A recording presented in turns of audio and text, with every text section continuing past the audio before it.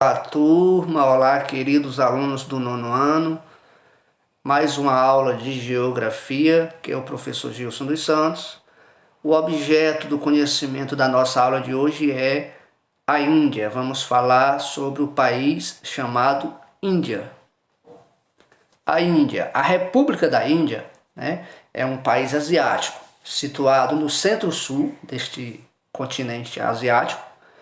O território ocupa uma área de 3.287.590 km², que abriga uma população de aproximadamente 1.198.033.272 habitantes aproximadamente, número que lhe garante o segundo lugar em população no mundo, superado somente pela Índia, ou melhor, pela China, que possui cerca de 1.300.000.000 de habitantes. Então, o primeiro país mais populoso do mundo é a China, o segundo é a Índia. A economia indiana.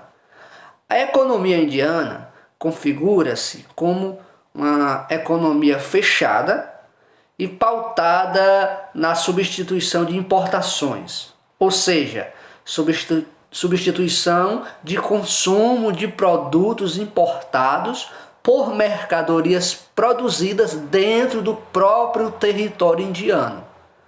Os principais atrativos que levaram essas empresas a se instalarem na Índia foram o elevado número de mão de obra, por ser um país muito populoso, uma mão de obra com baixo custo e o enorme mercado, consumidor, um mercado interno muito grande. A Índia, ela tem um destaque internacional.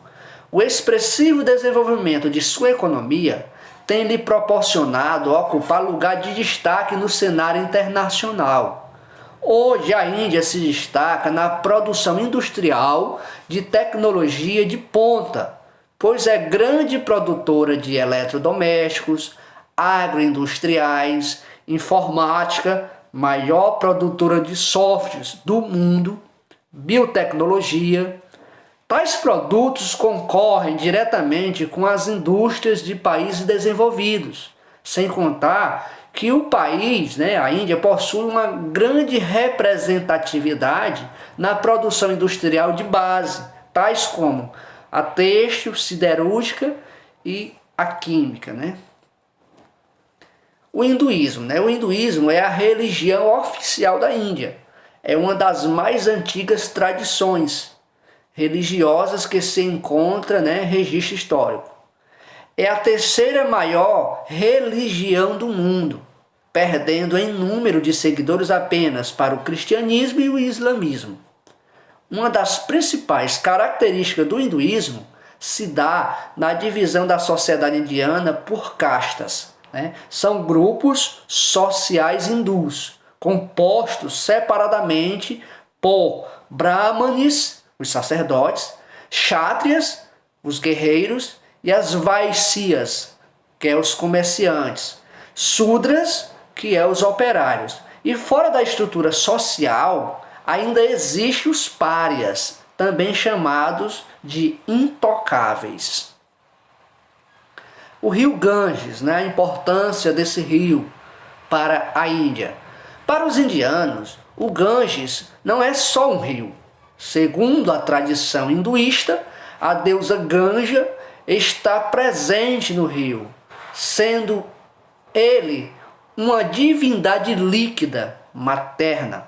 Para os hindus, a Ganga desceu de sua morada e está presente no Ganges para lavar os pecados mais sombrios dos humanos devotos.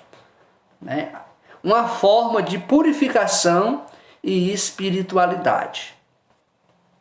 Apesar de ser um rio sagrado, e puro, se falando em termos religiosos, o Ganges ele sofre com a extrema poluição em suas águas.